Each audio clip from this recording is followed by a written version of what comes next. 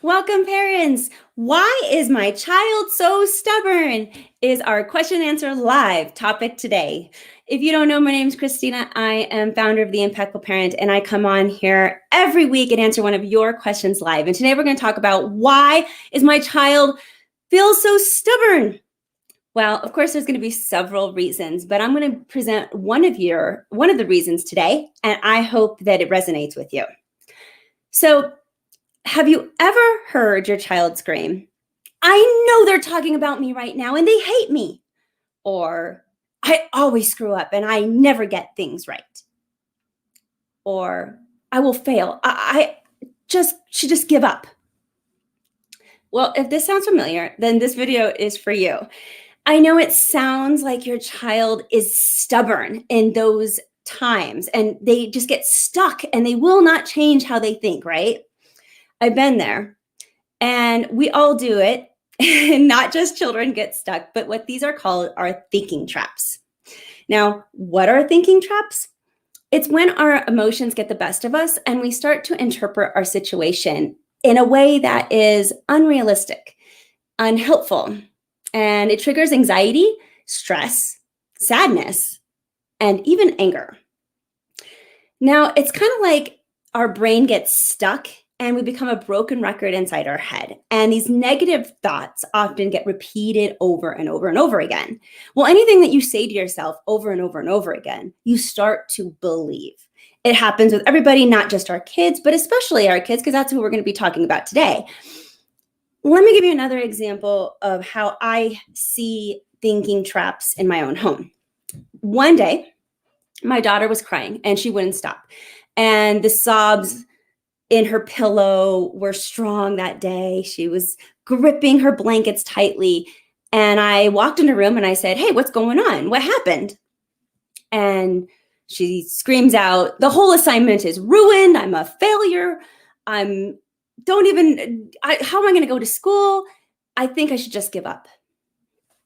Now, I didn't know what to do at the time. And I sat there and I listened and I tried to empathize. And I told my daughter of all those things that she was saying weren't going to be true. "I don't think you're going to fail. Don't give up. You can do this." I was trying to give her encouragement. Okay. I know that you have had a similar situation probably in your house, but she rejected everything I had to say. I offered advice and it was evident that it wasn't going anywhere and I wasn't helping. Now, if you've been a part of this situation, that is thinking traps. Their thinking is really distorted. Their perception of reality is skewed. And if you hear things like, "He thinks I'm stupid," or I don't have my phone, so my life is over." Well, those are all different kinds of thinking traps. And my heart goes out to you as a parent because I know they're really difficult to deal with. The psychologists also call these cognitive distortions, and they're really, really common. But today I would like to entertain the idea that step one is really understanding what are thinking traps and knowing what each one of them kind of look like so that you can identify them. If you can identify what a thinking trap looks like, then step one, now you know your child is in one, so now you can start to combat this, right? So that's really what we're going to talk about today, the different kinds of thinking traps. And at the end of this video, I'm also going to give you not only, I think it's 4 different steps of things that you could do to help combat thinking traps, but I'm also going to give you a free bonus today. So hope that you stick around to the end to watch. Now, let's see. Let's get started with the first one. And the first kind of thinking trap that I know you probably heard before is called fortune telling. This is when we predict the future will turn out badly. So again, we're talking about our children here, and so my examples would be toward our children and how they might sound in your home. But all of these thinking traps, we do also as adults. I'm guilty of it also. We all are. So even identifying thinking traps for yourself can be really beneficial. For your child, a fortune-telling thinking trap could sound like, "Oh, I couldn't get an A last semester, so I won't get an A this semester either." See, they're fortune telling. They're trying to tell the future. Or they might say something like, "No one's going to come to my party. I just know it." but we don't really know how things are going to turn out. So that's why this is a thinking trap. We don't know how to predict the future. Now, our next thinking trap is called black and white thinking. This is when we only see the situation in terms of extremes, good or bad, success or failure. In your child, it might look like, if I had a test and I fail, then I'm just stupid, or I don't know anything. See, they just think in black and white because they failed, now they don't know anything at all. Or they failed something and now I'm just stupid, or I can't do that anymore. If a close friend gets angry with them, now they could be saying things like, I'm completely friendless and no one's going to want to be my friend anymore. I'm completely unlovable. I've heard that one too. So you see, there's no in-between thinking. These kids use the word always and never a lot. So those are your red flags for the black and white thinking trap. Everything is either super good or super bad, and most life situations actually fall somewhere in the middle. So that's what we're going to be trying getting our kids to understand, is that the thinking in extremes really rarely happens. The next kind of thinking trap is called catastrophizing. And just like it sounds, we catastrophize. This is when we imagine the worst possible outcome is going to happen. So your child might say something like, I failed that exam. I'm never going to college. See, they just jumped over to one failed exam. I'm not going to college anymore. No one's going to accept me. Or in younger children, I hear a lot, my parents are arguing. I think they're going to get a divorce. They're catastrophizing just because of one argument. So super common, but what's kind of scary about the catastrophizing thinking trap is that a lot of times your child is overestimating a danger that could be happening in their life. And this brings on a lot of anxiety, as you can imagine. You may hear kids say something like, I'm just going to die, or that gives me a heart attack. And everything is a disaster in their mind. But the worst case imagined scenario usually never happens. So that's how we're going to have to combat it later, is making them realize that it usually doesn't happen. In the meantime, your child's going to be extremely anxious.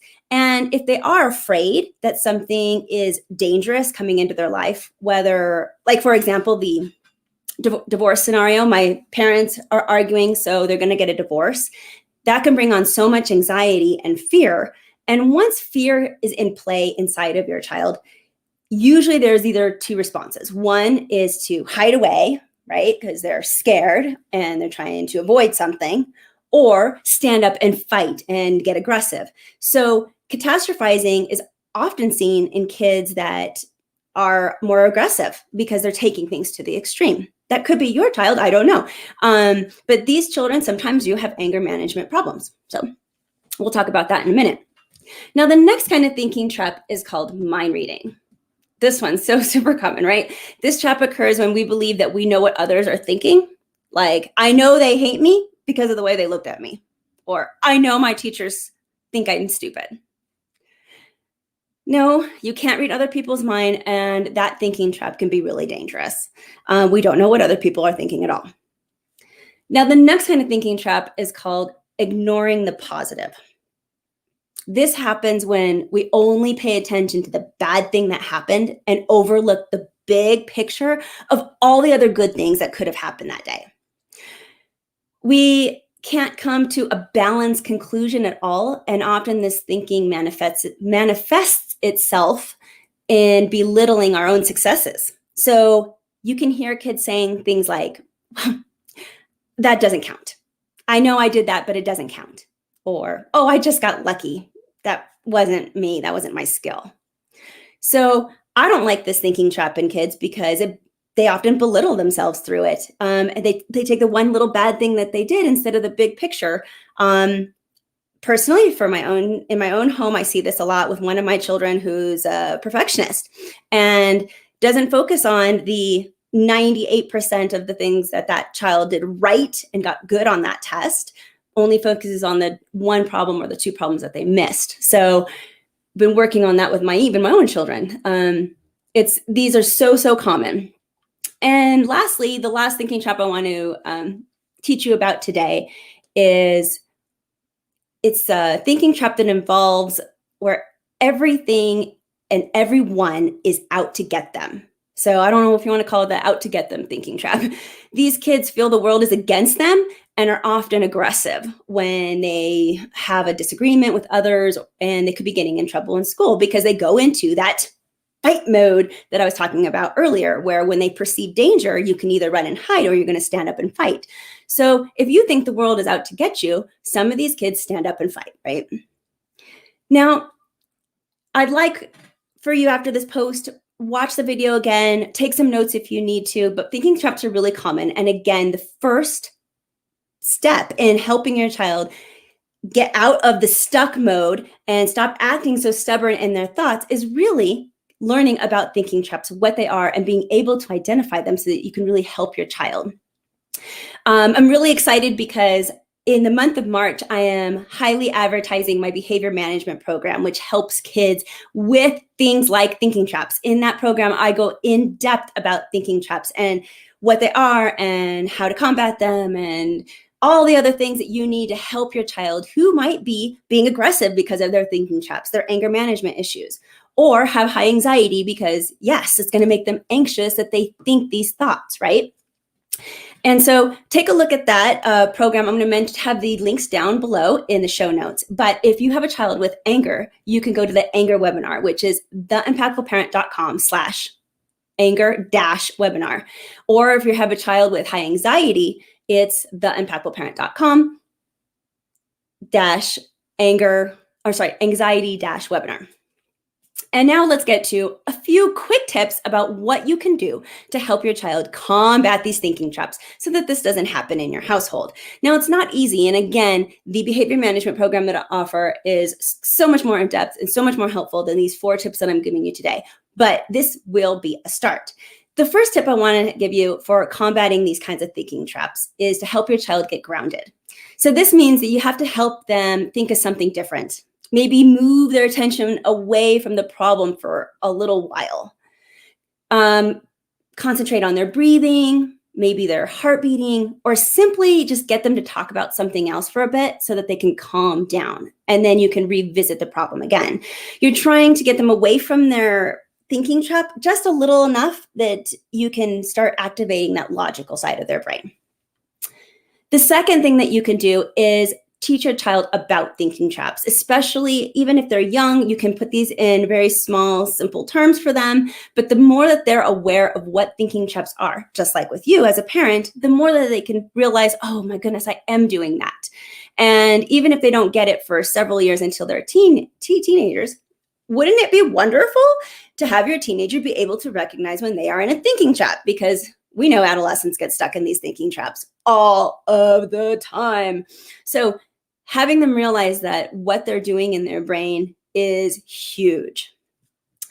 The third thing that you can do is give your child a reality check. So this is going to be by asking them lots of questions to make them realize that they're being irrational. You can't just state that you're being irrational. You can't just tell them, you're talking crazy, that's not going to happen, I believe in you. You can offer that encouragement, like I did in my example to my child, but it didn't help. What you really need to do is start asking them questions so that they can come to conclusions themselves that their thinking is illogical. Things like, what's the percentage, the true percentage of the probability of the bad thing happening to you? Questions like that. Well, let's say that bad thing did happen to you. What would you do? What's going to be the next step? And just really trying to work with them, but you have to ask questions because they have to do the answering in order to activate that logical side of their brain to get them out of the thinking trap. And the fourth suggestion I have for you today is to actually role play different solutions. Allow your child to see other possible outcomes that they could have. So if they're stuck in, I'm going to fail, even acting out different things, different scenarios of what they could do really helps them internalize some of the things that they're thinking to change that mind shift. So it's not stuck and repeating all the bad stuff over and over and over. Now, again, this is just the beginning. So to find out more about the 8 steps you need to help your child change their behaviors, check out the webinars. They are absolutely free. Free. So there's no excuses. Find out the 8 steps that you need to help your child change their behaviors, to get them out of these thinking trap modes so that they don't feel like they're so stubborn. And even at the end of that video, I'm going to give you another free bonus just to help you out getting started with helping your child. And because they're absolutely free, if you can just pull out a couple different tidbits and advice that you didn't know before that maybe that could help your child moving forward, I really feel it's going to be worth your time. It's not a very long webinar. Some webinars out there are hours. Mine's like 20 minutes, I think. And it's 20 minutes worth of your time to really help your child. I hope you go there. I'll leave those in the show notes below. Now, I told you I was going to leave you a bonus today for this longer video for watching me to the end. And here it is.